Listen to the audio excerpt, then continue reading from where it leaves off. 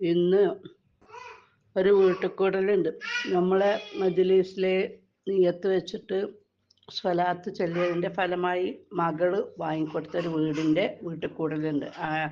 പാലക്കാടുള്ള നുസൈബാൻ്റെ ഭർത്താവിൻ്റെ ഉമ്മ ആണ് സ്വലാത്ത് നമ്മളെ ഗ്രൂപ്പിലേക്ക് ചൊല്ലി വിട്ടിരുന്നത്. ഈ മെസ്സേജ് എന്തായാലും വാത്തിനാലലിയും മനസ്സിൽ കുളിരേകിടാനെന്നും മണയും മഹ്ലറത്തുൽ ബദരിയ 786 പാപിയാലിവൻ തേടും മനമിൽ നേരിൻ പാതയിൽ ചേർത്തു ഇവരും ഉസ്താദ് ഹഫ്സൽ റഹ്മാനും നേരിൻ്റെ തണലേ.